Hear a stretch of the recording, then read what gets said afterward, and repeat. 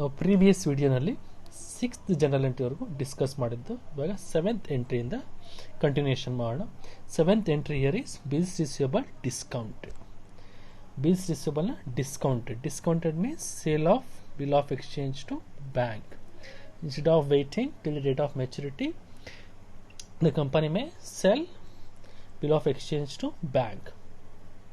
ಅದಕ್ಕೆ ನಾವು bill discounting ಅಂತ ಕರಿತೀವಿ. ಇವಾಗ ಬಿಲ್ ಡಿಸ್ಕೌಂಟಿಂಗ್ ಮಾಡಿದ್ರೆ ಬಿಲ್ ಆಫ್ ಎಕ್ಸ್ಚೇಂಜನ್ನ ಬ್ಯಾಂಕಿಗೆ ಸೇಲ್ ಮಾಡುತ್ತೆ. ಬ್ಯಾಂಕಿಗೆ ಸೇಲ್ ಮಾಡಿದ್ರೆ bank make payment to the ಕಂಪನಿಗೆ ಪೇಮೆಂಟ್ ಮಾಡುತ್ತಲ್ಲಿಗೆ ಕಂಪನಿಗೆ ಏನಾಗುತ್ತೆ, ಕ್ಯಾಶ್ ರಿಸೀಟ್ ಆಗುತ್ತೆ. ಕ್ಯಾಶ್ ರಿಸೀಟನ್ನ we have to record in joint bank account on debit side, so that we have to debit joint bank account. When bank purchase bill of exchange, they charge interest ನ charge ಮಾಡ್ತಾರೆ. ಸೇ for example 100 rupees bill of exchange ಇದೆ ಅಂದರೆ 100 rupees value ಇರೋಂಥ bill of ಎಕ್ಸ್ಚೇಂಜ್ಗೆ 100 rupees payment ಮಾಡೋದಿಲ್ಲ. ಸೇ for example 5% interest ಅಂದರೆ 95 rupees company payment ಮಾಡುತ್ತೆ, 5 rupees ಇಂಟ್ರೆಸ್ಟ್ನ charge ಮಾಡುತ್ತೆ. Interest is called discount. Discount ಕಂಪನಿಗೆ ಎಕ್ಸ್ಪೆನ್ಸ್ ಆಗುತ್ತೆ. ಎಕ್ಸ್ಪೆನ್ಸಸ್ ನಾವೇನು ಮಾಡಬೇಕು, ಡೆಬಿಟ್ ಮಾಡಬೇಕು. Debit all expense and losses in discount account debit. Discount account debtor. ಇವಾಗ ಕ್ಯಾಶ್ ರಿಸೀವ್ ಆಯಿತು, ಡಿಸ್ಕೌಂಟನ್ನು ಚಾರ್ಜ್ ಮಾಡಿದರೆ ಕಂಪನಿ ಏನು ಮಾಡಬೇಕು, ಇವಾಗ ಬಿಲ್ ಆಫ್ ಎಕ್ಸ್ಚೇಂಜನ್ನು ಬ್ಯಾಂಕಿಗೆ ಟ್ರಾನ್ಸ್ಫರ್ ಮಾಡಬೇಕು. ಅದಕ್ಕೆ ನಾವು bill of exchange is a asset. Bills receivable ಆಗಿರುತ್ತೆ. Bills receivable is an asset for the company.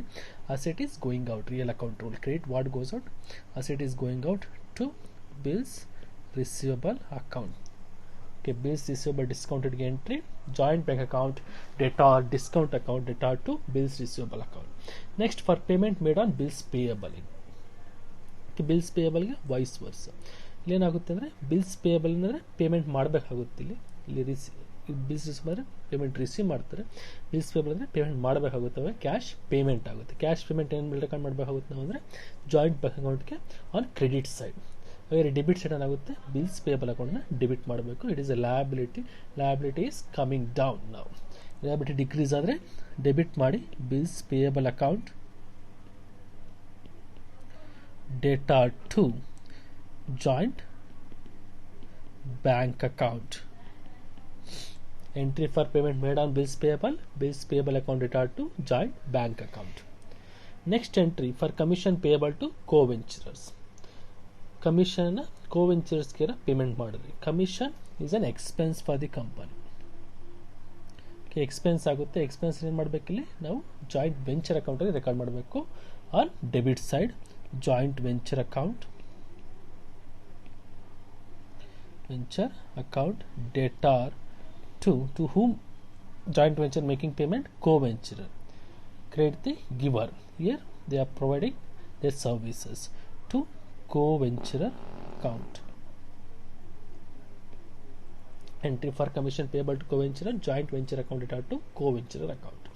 Next, for unsold goods taken over by co-venturers. Here joint venture ಅಲ್ಲಿ unsold goods ಇದ್ರೆ such goods may be taken over by co-venturers. ಆಗ entry ಏನು ಬರುತ್ತೆ ಅಂದರೆ unsold goods ಅಂದರೆ ಗೂಡ್ಸ್ನ take over ಮಾಡ್ತಾರೆ. That will also be taken as a treat as a sale is an income. The income should be record in joint venture on credit side. ಹಾಗಾದ್ರೆ debit side ನೋಡಬೇಕು co venture account. Who is the receiver of the benefit, co venturer. Debit the receiver. Personal account rule concerned co venturer account data to joint venture account. Entry for unsold goods taken over by co-venturer, concerned co-venturer account data to joint venture account.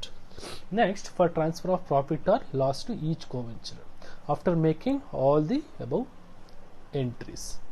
ಇಲ್ಲಿವರೆಗೆ ಏನು discuss ಮಾಡೋದು ಅಷ್ಟು ಎಂಟ್ರೀಸ್ನ ನಾವು ledger accounts ಮೇಲೆ entry ಮಾಡಿದ್ಮೇಲೆ ನಾವು joint venture ಅಕೌಂಟ್ನ close ಮಾಡಬೇಕು.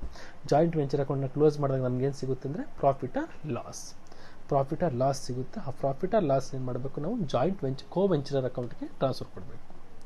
ಇವಾಗ ಜಾಯಿಂಟ್ ವೆಂಚರ್ ಅಕೌಂಟು ಯೂಶಲ್ ಆಗಿ ಪ್ರಿಪೇರ್ ಮಾಡ್ತೀವಿ.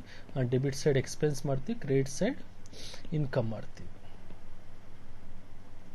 ಇವಾಗ ಕ್ಲೋಸ್ ಮಾಡಿದಾಗ ನಮಗೆ ಕ್ರೆಡಿಟ್ ಸೈಡ್ ಜಾಸ್ತಿ ಬಂದರೆ ಕ್ರೆಡಿಟ್ ಸೈಡ್ ಏನು ರೆಕಾರ್ಡ್ ಮಾಡ್ತೀವಿ, ಇನ್ಕಮ್ ಜಾಸ್ತಿ ಬಂದರೆ ಏನಾಗುತ್ತೆ ನಮಗೆ ಪ್ರಾಫಿಟ್ ಆಗುತ್ತೆ.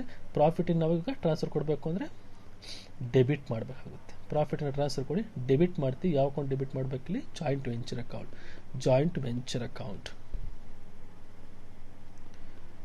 ಡೇಟಾ ಟು ಯಾರಿಗೆ ಟ್ರಾನ್ಸ್ಫರ್ ಕೊಡಬೇಕಾಗುತ್ತೆ ಅಂದರೆ co-venturers account. Next for loss ಬಂದರೆ debit side excess balance than credit side, ಅಂದರೆ ಎಕ್ಸ್ಪೆನ್ಸಸ್ ಜಾಸ್ತಿ ಬಂದರೆ ನಮಗೆ ಲಾಸ್ ಆಗುತ್ತೆ. ಲಾಸನ್ನು ಟ್ರಾನ್ಸ್ಫರ್ ಕೊಡಬೇಕು, ನಾವೇನು ಮಾಡಬೇಕು ಅಂದರೆ ಜಾಯಿಂಟ್ ವೆಂಚರ್ ಅಕೌಂಟ್ಗೆ ಕ್ರೆಡಿಟ್ ಮಾಡಬೇಕು. ಅಲ್ಲಿಗೆ ಡೆಬಿಟ್ ಯಾರಿಗೆ ಮಾಡಬೇಕು ಅಂದರೆ co-venturers account. Data to joint venture account.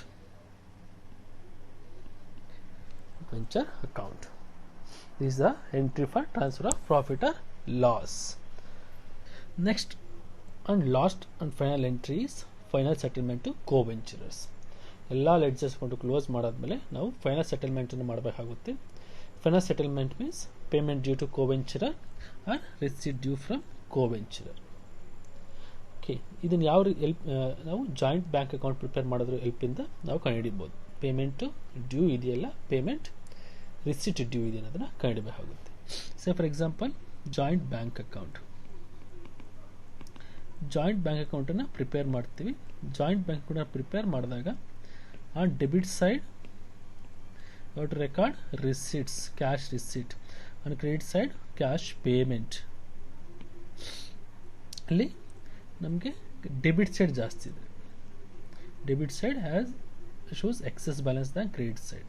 Debit side ನಾವು ರಿಸಿಟನ್ನೇ ಜಾಸ್ತಿ ಮಾಡ್ತೀವಿ, ರಿಸಿಟನ್ನು ರೆಕಾರ್ಡ್ ಮಾಡ್ತೀವಿ. ರಿಸಿಟೇ ಜಾಸ್ತಿ ಇದ್ರೆ ಅಲ್ಲಿಗೆ ನಮಗೆ ಅಮೌಂಟ್ ಡ್ಯೂ ಟು ಕೋ-ವೆಂಚರರ್ ಆಗುತ್ತೆ, payment due to co-venturer. Excess amount ಇದೆ, ಎಕ್ಸೆಸ್ ಅಮೌಂಟ್ ಏನು ಮಾಡ್ತಾರೆ ಇವಾಗ ಕೋ-ವೆಂಚರರ್ಸ್ಗೆ ಪೇಮೆಂಟ್ ಮಾಡ್ತಾರೆ. ಅಲ್ಲಿಗೆ ಏನು ಮಾಡಬೇಕು, ಟ್ರಾನ್ಸ್ಫರ್ ಕೊಡೋದಕ್ಕೆ ನಾವು ಕ್ರೆಡಿಟ್ ಮಾಡಬೇಕಾಗುತ್ತೆ ಜಾಯಿಂಟ್ ಬ್ಯಾಂಕ್ ಅಕೌಂಟ್ನ. ಡೆಬಿಟ್ ನಾವು ಕೋ-ವೆಂಚರರ್ ಅಕೌಂಟನ್ನು ಮಾಡಬೇಕಾಗುತ್ತೆ. Co-venturers account data to joint bank account. For payment due to co-venturer ಆದರೆ co-venturers account data to joint bank account. Cash payment ಆದರೆ joint bank account debit credit ಮಾಡ್ತೀವಿ. Next for the receipt due from co-venturers vice versa. Here ಇದು due from co-venturers payment ನಿಮಗೆ credit ಸೈಡೇ ಜಾಸ್ತಿ ಇದ್ದು debit side ಕಡಿಮೆ ಇದೆ, ಅಂದರೆ ಪೇಮೆಂಟೇ ಜಾಸ್ತಿ ಇದ್ದು ರಿಸಿಟ್ ಕಡಿಮೆ ಇದ್ರೆ ಅವಾಗ ಏನು ಮಾಡಬೇಕು, ಯೂಶಲ್ ಆಗಿ ಅಮೌಂಟನ್ನು ನಾವು ಕೋ-ವೆಂಚರ್ಸಿಂದ ರಿಕವರಿ ಮಾಡಬೇಕಾಗುತ್ತೆ. ಅಲ್ಲಿಗೆ ಕ್ಯಾಶ್ ರಿಸಿಟ್ ಆಗುತ್ತೆ. ರಿಸಿಟ್ ಏನು ಮಾಡಬೇಕಿಲ್ಲಿ ನಾವು ಡೆಬಿಟ್ ಮಾಡಬೇಕು. ಯಾವ ಅಕೌಂಟ್ಗೆ, ಜಾಯಿಂಟ್ ಬ್ಯಾಂಕ್ ಅಕೌಂಟ್